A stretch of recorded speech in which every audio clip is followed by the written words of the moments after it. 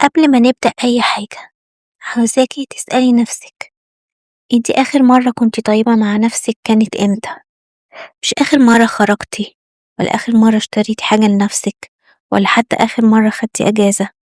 أنا باسألِك آخر مرة سامحتِ نفسِك فيها كانت إمتى؟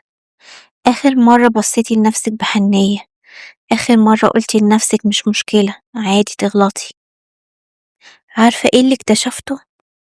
إن أغلبنا عنده قدرة غريبة جدًا إنه يحن على كل الناس إلا نفسه. لو صاحبتك غلطت هتقولي لها ولا يهمك، كلنا بنغلط. لو أختك فشلت هتقولي لها لسه قدامك فرص كتير. لو حد بتحبيه انهار هتحاولي تطلعيه من اللي هو فيه، لكن يجي عليكي بتبقي أشد وأقسى وأصعب شخص ممكن تتعاملي معاه. عمرك سمعتي صوت بيقولك انتي مش كفاية؟ كان المفروض تعملي أكتر. بصي الناس وصلت لإيه، انتي متأخرة، انتي السبب، أكيد المشكلة فيكي انتي. والغريبة إن الصوت ده مش صوت الناس، الصوت ده بقى صوتك انتي، وده اللي بيوجع أكتر من أي انتقاد، لأنك مهما هتهربي من الناس مش هتعرفي تهربي من نفسك. كل يوم الصبح أول واحدة تتكلمي معاها هي نفسك، وآخر واحدة قبل النوم هي نفسك. لو العلاقة دي مؤذية هتتعبي حتى لو الدنيا كلها كانت كويسة. خليني أسألك سؤال، لو السؤال ده وجعك ما تجاوبيش بسرعة، جاوبي بقلبك. انت بتحبي نفسك؟ وأرجوكي قبل ما تقولي فكري، لأن الحب مش كلمة، الحب طريقة معاملة. لو واحدة بتحب بنتها هل هتفضل كل يوم تقولها انت فاشلة، انت وحشة، انت عمرك ما هتنجحي؟ أكيد لأ. طيب ليه بنقول الكلام ده لنفسنا؟ ليه بقينا مقتنعين ان القسوة هي اللي هتخلينا نتغير؟ مين قال لنا ان جلد الذات هو اللي بيبني الإنسان؟ عارفة، في مرة قريت جملة عمرها ما خرجت من دماغي: الإنسان لا ينمو تحت الإهانة حتى لو كانت الإهانة جاية من نفسه. إحنا متخيلين إننا لما نقسى على نفسنا هنبقى أحسن، لكن اللي بيحصل العكس، إننا بنتعب، بعدين نفقد الشغف، بعدين نحس إننا مش قادرين ونلوم نفسنا أكتر، ونلف في دايرة ملهاش آخر. يمكن النهاردة انتي مش محتاج حد يشجعك، يمكن محتاجة بس تبطلي تحاربي نفسك. بس السؤال اللي فعلا محيرني واللي هنحاول نجاوب عليه مع بعض، هو احنا اتعلمنا امتى نبقى أعداء نفسنا؟ هل اتولدنا كده ولا حد زرع جوانا السود ده؟ وليه في ناس مهما تعمل تحس إنها مش كفاية؟ بعد ما سألتك في الجزء اللي فات آخر مرة كنت حنينة على نفسك كانت امتى، يمكن ناس كتير اكتشفت إنها أصلا مش فاكرة.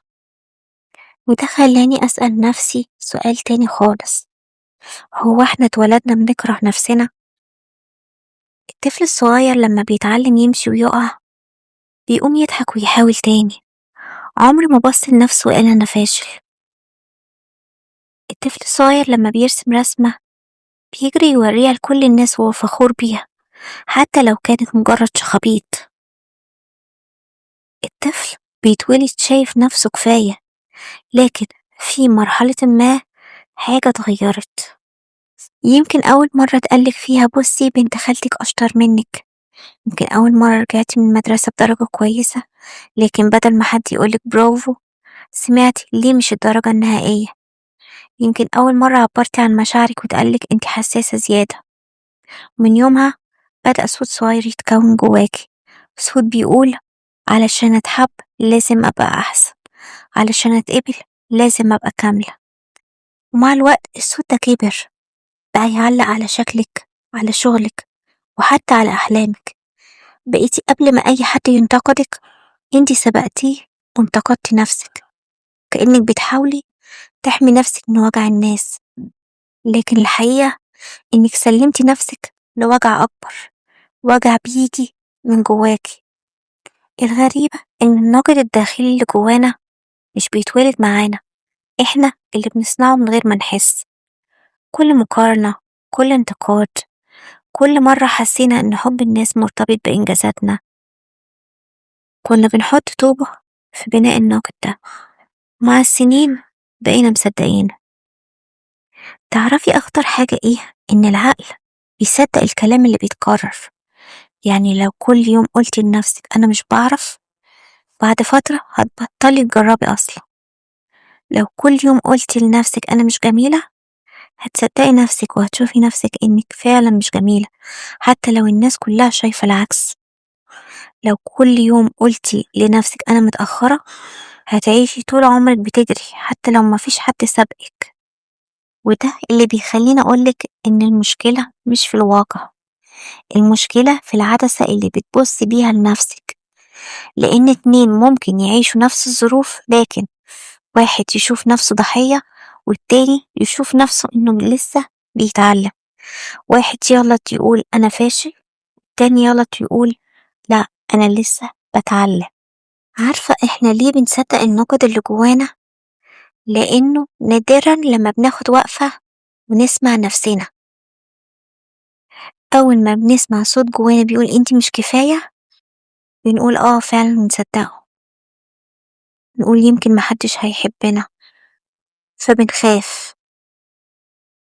أول ما يقول انتي هتفشلي، بنرجع خطوة لورا، وكأننا اديناله سلطة كاملة على حياتنا. في حاجة أنا مؤمنة بيها جدا، وهي إن أغلب وجعنا النهاردة مش بدأ النهاردة. كتير من الألم اللي بنحسه وإحنا كبار جذوره كانت وإحنا صغيرين. يمكن إحنا كبرنا، لكن في حتة جوانا لسه طفلة صغيرة واقفة مستنية حد يقولها انتي كويسة زي ما انتي. لو قابلتي نفسك وهي عندها 7 سنين، هتقولي لها ايه؟ هتعاتبيها ولا هتحضنيها؟ ولا يمكن هتعيطي معاها؟ عارفة ليه بسألك السؤال ده؟ لأنه ساعات كتير واحنا بنجلد نفسنا النهاردة، احنا في الحقيقة بنجلد طفلة صغيرة جوانا ملهاش ذنب في أي حاجة حصلت. يمكن كانت طفلة بتحاول ترسم وحد ضحك على رسمتها، يمكن كانت فرحانة بدرجاتها وحد قالها في أحسن منك، يمكن كان نفسها تتحضن وتقالها بلاش دلع. الجمل دي كانت بتخلص في ثواني، لكن أثرها فضل سنين. والمشكلة إن الطفل بيصدق لأنه ما عندوش خبرة يقول الكلام ده غلط، هو بيسجله كحقيقة. لما بيكبر الحقيقة دي بتتحول لصوت داخلي، كل ما يجي ينجح يسمع انت مش قدها، كل ما يجي يحب يسمع أكيد هيسيبوك. عارفة ايه المؤلم؟ إن البنت الصغيرة دي لسه موجودة جوانا، يمكن عندها النهاردة 25 سنة أو 30 أو حتى 40، لكن جواها لسه مستنية كلمة عمرها ما سمعتها: أنا فخورة بيكي. عارفين يا بنات، في نوع من التعب محدش بيشوفه، التعب اللي بيكون وراه الضحكة، ورا كلمة أنا كويسة، ورا الصورة اللي نزلتيها من شوية وانتي مبتسمة مع انك قبلها ب5 دقايق كنتي بتمسحي دموعك. في وجع محدش بيقدر يقيسه، لأن الناس بتشوف النتيجة لكن عمرها ما بتشوف الرحلة. بيشوفوا البنت اللي واقفة قدامهم، لكن ما يعرفوش كم مرة وقعت، كم مرة انهارت، كم مرة نامت وهي بتقول يا رب أنا تعبت، كم مرة قلتي أنا بخير وانتي من جواكي كنتي موجوعة، كم مرة ضحكتي بس أول ما دخلتي أوضتك عيطتي، كم مرة حد قالك انت قوية وانت كنت نفسك مرة واحدة حد يقولك تعب شوية وانا هشيل عنك. احنا بقينا محترفين في اننا نخبي وجعنا، لدرجة ان ساعات حتى نفسنا بنصدق اننا كويسين. بس تعرفي الحقيقة، القوة مش انك تمنعي دموعك، القوة انك تعترفي انك موجوعة، انك تقولي انا تعبت كفاية، الكلام ده وجعني، انا محتاجة ارتاح. لكن احنا اتربينا ان البنت الشاطرة هي اللي تستحمل، البنت القوية هي اللي متشتكيش، البنت المؤدبة هي اللي بتكتم في نفسها. لكن محدش قالنا ان المشاعر لما بتتكتم ما بتختفيش، هي بس بتغير مكانها، تتحول لقلق، لأرق، لخوف، عصبية، وانطفاء، كمان فقدان شغف. إحساسك إنك عايزة تنامي طول الوقت. انتي مش فاهمة ايه اللي بيحصل. يمكن انتي مش كسولة، يمكن انتي مش تعبانة ولا ضعيفة، انتي بس شايلة فوق طاقتك.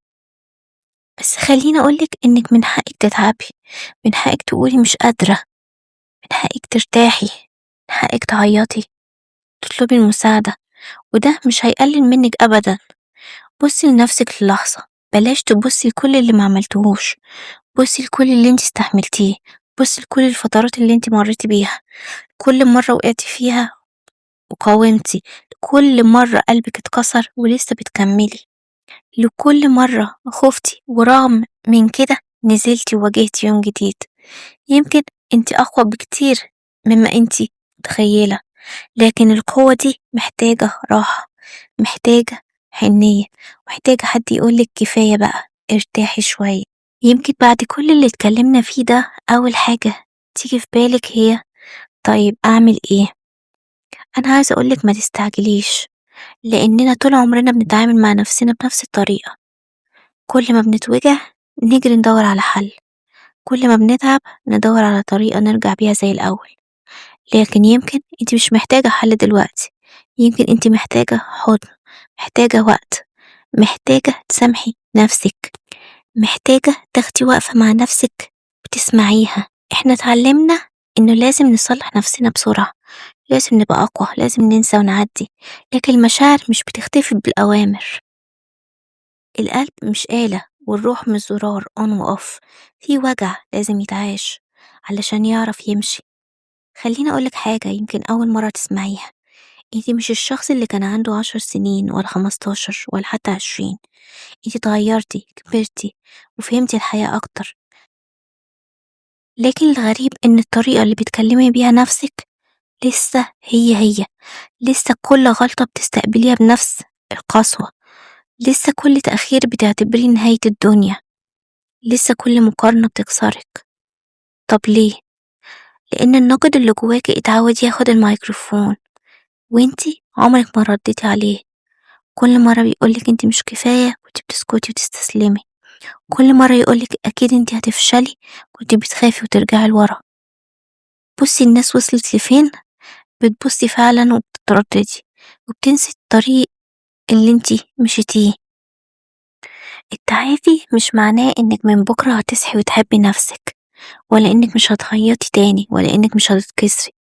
التعافي الحقيقي ان كل مرة هتقعي هتقومي أسرع وأقوى من الأول.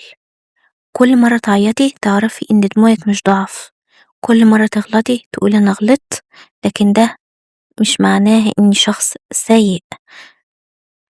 خليني أقولك بداية التعافي مش إنك تغيري حياتك كلها في يوم واحد، بداية التعافي الحقيقية إنك تغيري الطريقة اللي بتبصي بيها لنفسك.